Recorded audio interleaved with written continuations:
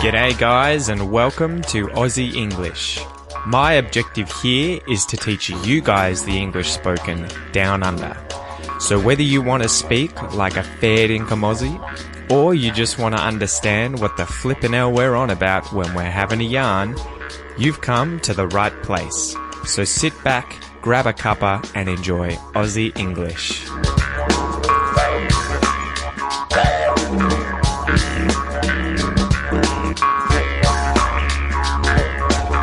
G'day you mob, how's it going? And welcome to this episode of the Aussie English Podcast, the number one podcast out there for anyone and everyone wanting to learn Australian English. So if you're after an Australian accent, if you want to understand our slang, or our accent in general, if you want to use expressions that we use, if you just want to have a better understanding of the Australian dialect of English, this is the podcast for you guys. So I hope you have been having an absolutely awesome week.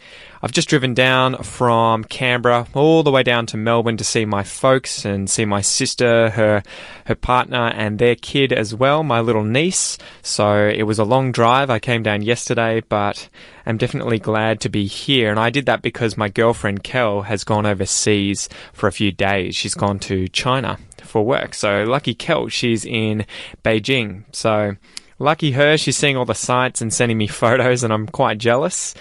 So she's having such a good time. But yeah, drove down. It took about 7 hours yesterday to get here. So I think I left early in the morning, maybe about 9 o'clock, 9:30, and I got here by about 6 something p.m. So a little after 6 p.m. in the evening. So it was pretty cruisy, stopped a few times and got some food, but yeah, just sort of enjoyed the drive and enjoyed my time to myself in the car, listened to some audiobooks, listened to some podcasts and just relax in general. Anyway, so today's expression is going to be related to the word bag, right? So to bag someone, to bag on someone, to bag someone out. We'll get to that soon, but I was sort of sitting there and I'm thinking, how can I relate bag to Australia? How can I connect these two things? And I couldn't think of any movies or any other sort of tidbits, bits of information, facts or anything. So I thought instead I would tell you a little story about bags in Canberra that we sort of experienced when we moved there to kick the episode off, to begin the episode. We'll kick it off with a little anecdote here, guys. So you can get plastic bags when you go to shopping centres here in Victoria. You go to shopping centres, you tend to get all your stuff, all your groceries, all the stuff you buy, they'll chuck it, they'll put it in plastic shopping bags, you know, those disposable one-use plastic shopping bags. And there's a big argument about how that is bad for the environment. Should we do it? Should we be selling these bags or should we be using them? Because quite often they're free. And so in Victoria, you can do this. It's sort of taken. It's a given here that you'll get your groceries in a bag. Anyway, we moved to Canberra, and one of the first things that we noticed was the fact that plastic bags aren't provided. You can't get single-use plastic bags in Canberra. They're illegal. They've been outlawed since, I think, the 1st of November 2011, so nearly 7 years now. I didn't know this. So we moved there and quite a few times we would take all of our things to the checkout. So the checkout chick would put all the stuff through and she wouldn't put it in a bag and we'd be left there. I remember the first time being like, what?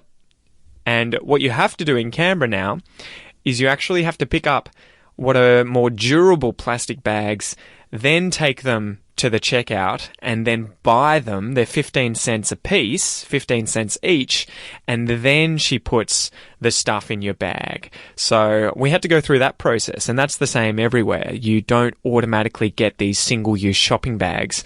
So they have to be, I think, thicker than 35 microns, and they have to be durable so that they can be reused. So now we have to try and remember every time we go to the shops, if we don't want to buy plastic bags, we've got to bring our own. We have to provide our own. But yeah, that was interesting, and that was something I had to get used to once I moved there. Anyway, guys, I don't really have many announcements today. I am still working my butt off on the Aussie English Classroom, guys. Remember that and the Patreon page is what helps me create this content. So if you want to support the podcast, you can go to the Aussie English podcast.com website, click support. You can donate as little as $1 a month via Patreon. You can also donate a one-off payment via PayPal if that is what you would like to do. And if you would like to learn English even faster and get in-depth episodes, get courses, get quizzes, get extra MP3s, extra videos with these lessons, then sign up to the Aussie English Classroom. That is my secret weapon for you guys who like to study and who want to take your English to the next level faster, guys. So remember, that is just $1 for the first 30 days. The AussieEnglishClassroom.com. The link will be in the transcript.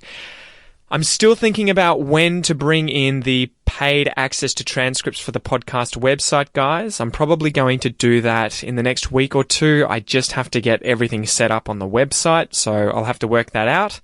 Anyway, guys, I will let you know when that happens. And I guess that's it for announcements. We'll get into the joke, all right? So I've got a joke for you guys here today. What do you call a lazy baby kangaroo? What do you call a lazy baby kangaroo? So a joey. What do you call a lazy baby kangaroo? The answer? A pouch potato. A pouch potato. Okay, I'll explain this to you. If you don't already understand the pun there, guys, the play on words. A couch potato in English, and this is used everywhere, is someone who sits on a couch and is constantly on the couch watching TV, playing PlayStation or Xbox, lounging around, being very lazy. They're a couch potato because they're always on the couch, you know, and they're like a potato. I don't know why we use potato, that vegetable, but we use it to say this person is lazy. They're a couch potato. Baby kangaroos obviously live in the pouch of their mothers, the joeys. For the first, I don't know how many months, maybe 3, 4, 5 months of their life, they live inside their mother's pouch because they're marsupials. The mothers have pouches that they raise their young in. So the play on words here is between the word couch and pouch, right? So a couch potato is someone lazy, and in this case, what do you call a lazy kangaroo, baby kangaroo? A pouch potato, because they're lazy and they're in the pouch. All right. So I hope you get that joke, guys. Today's expression is to bag someone out, or to bag on someone. So there's a few variations of this expression, and this comes from ML. I don't know your full name, but ML from YouTube. He came on there and asked me, can I please explain the expression to bag someone, to bag on someone, bag someone out. Okay. So as usual, guys, let's go through the words in this expression. They tend to be pretty simple today. To bag something, let's start with that. If you bag something, this can mean several different things. So you can bag something as in to put something in a bag. So, for instance, in Canberra, I might go into a grocery store, pick up my groceries, the stuff I want to buy. I then pick up a bag that I have to buy at the checkout. And then the checkout chick, the person that's checking out the food, will bag the food. They'll put the food in the bag. To bag can also mean to succeed at getting something or acquiring something, securing something. So if, for example, you're a hunter and you're trying to kill something or catch something, you know, maybe you're hunting deer or something like that in Australia, or a large kangaroo, a buck kangaroo. If you catch that animal, you've bagged it. You've caught it. So we could use this also, though, for receiving something or getting something like an award. So, for example, in Australia, we have the ARIAs, and ARIA stands for Annual Australian Recording Industry Association Music Awards. So these are given out to Australian musicians. So if you went to the ARIAs, you were nominated for 3 ARIAs and you bagged them all, it means you succeeded in acquiring them. You got them. You received those 3 awards. You bagged them. But to bag today means to criticize someone, to tease someone, to insult someone. And this is an Australian and New Zealand informal piece of English. It's an informal expression that's used mainly in Australia or in New Zealand. And so, for example, You might tease someone at school, you're bagging them. You might be really nasty to the football team that is the opponent of your footy team, you're bagging them, okay? And so that's the expression, guys. But there are two different variants, right? You can say to bag someone out or to bag on someone. They mean exactly the same thing. So if I bag you, I tease you. If I bag you out, I tease you. If I bag on you, I tease you. They all mean the same thing. And you may hear from time to time also in Australia to pay someone out. To bag someone out and to pay someone out. I'm not sure where these originate from, but they are phrasal verbs that you will hear, and they mean to insult, to criticize, or to tease someone. And this can be playful, so it could be like you're joking around, it's not really very nasty, but it can also be that you're being incredibly harsh or horrible to someone.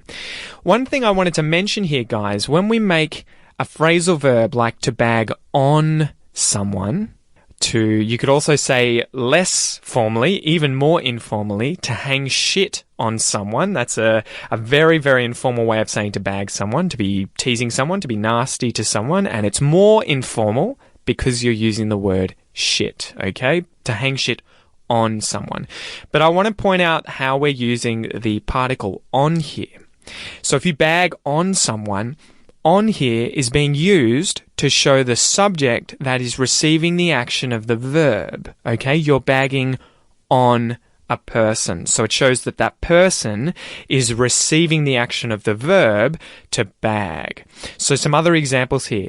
To walk out on someone. So to walk out on someone is to abandon someone. So to walk out, you're exiting. But if you're exiting on a person, it's you're exiting and the person is the one who's receiving the action of the verb. So to walk out on someone, to abandon someone, she walked out on her husband. So it's her husband that it happened to. To impact on someone is to affect someone.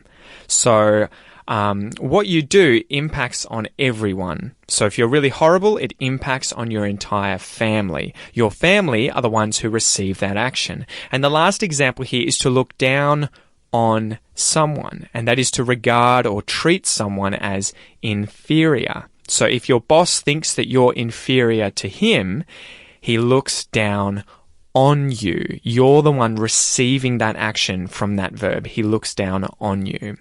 So that's why we use to bag on someone in that case. Unfortunately, with regards to pay out, there's no real pattern here. It's just a collocation, it's just a phrase you'll have to learn. To bag someone out, to pay someone out. The reason I wanted to sort of break this down for you today, guys, is because this week I'm going to do a discount for the phrasal verb course that I have, the Effortless Phrasal Verb course. So if you would like to learn to use phrasal verbs effortlessly, like a native speaker, without having to memorize a heap of lists, this is the course for you. What I do here, guys, is that I take you systematically through a series of about 16 or so lectures for the different particles. Particles like on, off, up, down, to, etc.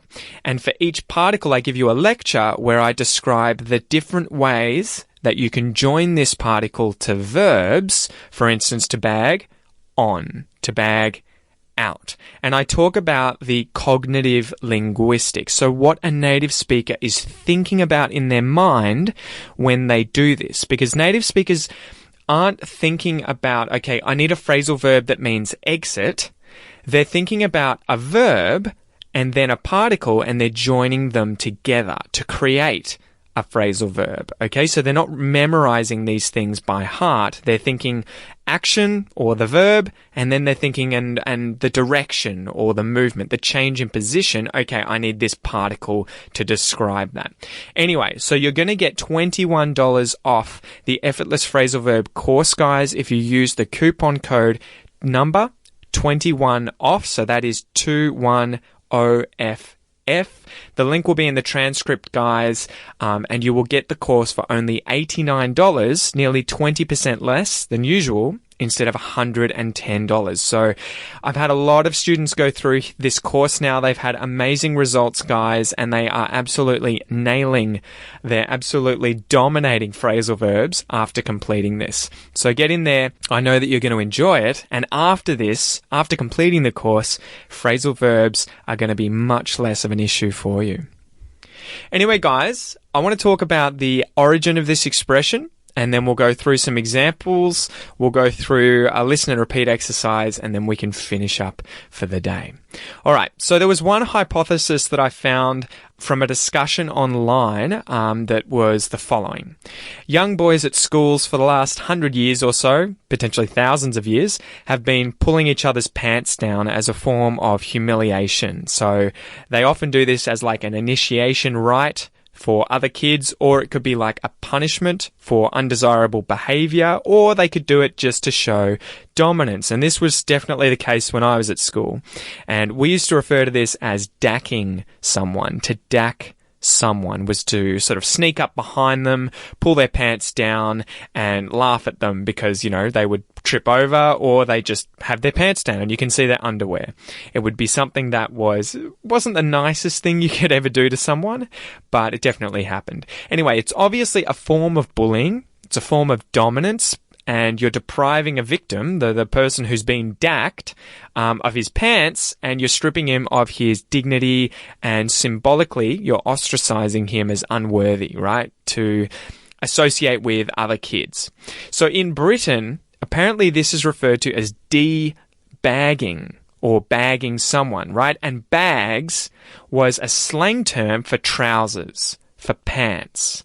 So it was derived from an earlier expression used in Britain, bum bags, because the pants that you wore were seen as like a bag for your bottom, for your ass, for your posterior, for your bum. So apparently this was happening at Oxford. All the undergraduates used to dack each other, or bag each other apparently, or debag each other, all throughout the 20th century. So this practice had obviously become incredibly common after elastic-waisted pants were being used all the time instead of suspenders, right? So elastic-waisted pants, or pants with a belt, are the ones that are sort of supported by something around your waist, and pants that use suspenders are where you have the leather or elastic that goes over your shoulders and clips onto your pants to hold them up. And for obvious reasons, you can't really dack someone who's using suspenders because, the pants will go straight back up. You can't pull them down. So if you bagged someone back in the day, this was a form of humiliation or bullying because you would pull their pants down to embarrass them. But since this time, it's obviously morphed, it's transformed, it's evolved into meaning to tease someone or to insult or criticize someone. So now we can say to bag someone, to bag on someone, or to bag someone out. And we can say to pay someone out, which I think I would hypothesize, I would assume to pay someone out is something that has come from to bag someone out. And that is an incredibly common phrase, to pay someone out, that you will hear Australian kids use. This is the kind of thing I used at high school, and I would still use with people my age when you are teasing someone or insulting someone. You're bagging them out, you're paying them out, you're teasing them. All right, so let's go through some examples, guys. Example number 1. You're a kid at school, you're in the playground, you're playing cricket or footy on the oval, and one kid that you know at school is hopeless. He can't play ball games, so he's absolutely horrible when he plays cricket. He's always getting bowled out for a duck, which means as soon as it's his turn to bat, to try and hit the ball, he gets bowled out, the ball hits the wickets, and he doesn't score a run. He gets bowled out for a duck. Or if he's playing footy, maybe any time he gets the ball, he drops it or he kicks it out of bounds on the full instead of scoring a point or a goal in the game. So all the other kids on his team are going to be like, this kid's useless, he sucks, he can't play for shit. That's a very informal way of saying that you can't do something at all, you can't do that thing for shit, so they might bag him, they might bag on him, they might bag him out, they might pay him out. And as a throwback to previous episodes, if their words pack a bit of a punch, he might get really upset. But years later, After a long time, if kids apologize to him for this, it's probably going to be water under the bridge. So those were the last 2 episodes that we did on the expressions to pack a bit of a punch and water under the bridge. All right, so example number 2. Now you're a teenager. You're a young adult. Hopefully, you've gotten a lot better at ball games. But imagine now we're talking about fashion and fashion trends. And this seems to be a pattern everywhere where young kids end up getting different styles of haircuts, wearing different kinds of clothes that make them unique. Imagine that you've come home one day, you've gotten a new haircut, or maybe you've bought a different jacket or jumper, some piece of clothing that looks really different. Your parents might be like, "What on earth are you wearing? You look like a weirdo. You look incredibly strange with that haircut, Get a proper haircut. Did the store run out of good clothing or something? What's wrong with you?" So if your parents do that, if your folks do that, they're bagging you. They're bagging on you. They're bagging you out. They're paying you out. Example number 3. All right, for the last example here, imagine you're a musician. You've grown up playing the piano or playing violin or playing guitar, and you love classical music. Now, this is relatively uncommon among kids. Most kids tend to like contemporary music instead of classical music by composers like Mozart or Beethoven or Brahms. So despite this, you're often playing this music. You're practicing it. Maybe you play it yourself on the violin, piano, or guitar, or maybe you listen to it on record or on CD. So when you do this, your friends might come over and, they're not used to classical music, so they might tease you. They might make fun of you, and they might say things like, "What's with the old music, Grandpa?" Or, "What happened? Did iTunes stop selling good music?" If they're doing this, they're bagging you. They're paying you out, they're bagging you out, they're bagging on you. So hopefully by now, guys, you understand the expression to bag someone, or the different variations to bag on someone, to bag someone out, or to pay someone out. They all effectively mean to tease someone, to insult someone, to criticize someone. And it can be playful, it can be kind of friendly teasing, or it can be incredibly harsh. So let's go through a listen and repeat exercise, guys, and then we'll finish up. So listen and repeat after me, guys. This is a chance for you to practice your pronunciation. Let's go. 2. To bag. To bag someone. To bag on someone. To bag on someone. To bag someone out. To bag someone. To bag on someone. To bag someone out. I'm always bagging her out.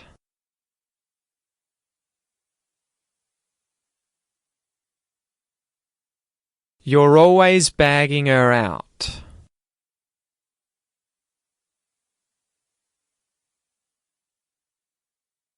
He's always bagging her out.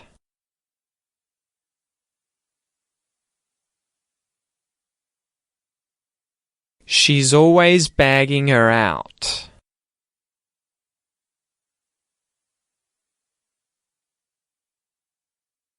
We're always bagging her out.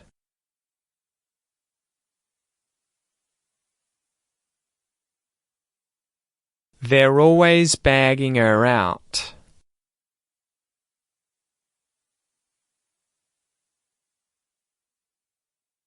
It's always bagging her out.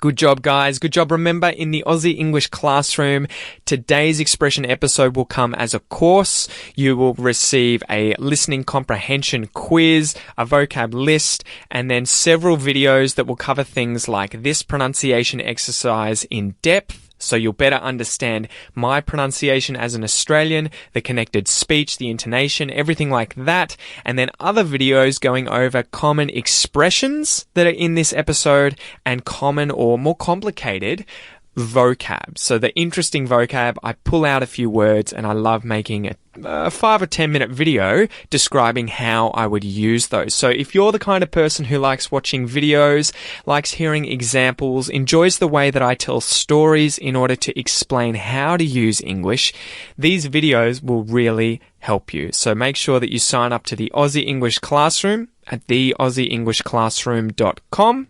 Links in the transcript, and give it a go. Remember, it's $1, it's $1 for your first month. Anyway, I have one little story that I wanted to tell you guys about when I was at high school, because I used to get bagged out. I used to get paid out all the time. So when I was in high school, right, we had to do sports. It was compulsory that we played a sport every season, normally winter and summer seasons, for our school. So I used to do 2 sports. I used to do soccer and I used to do tennis. And obviously there were other sports at the school, you know, sports like swimming or footy or cricket, but I preferred soccer and tennis. And I also did fencing, okay? Fencing is where you sword fight. Except it's more, nowadays it's as a sport, it's more that you have a wire that you hit each other with, or you try and press the button on the end of a wire in order to score points.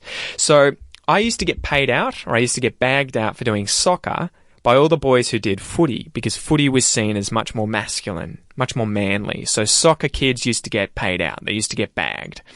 And everyone used to bag me for doing fencing, because this was seen as, I guess, very feminine. It wasn't very manly. It wasn't very physical in the sense that you would come into contact with other kids. Instead, you were sort of pressing a button on the end of a wire by touching another kid. So those were the kinds of things I used to get paid out for or bagged for when I was at high school.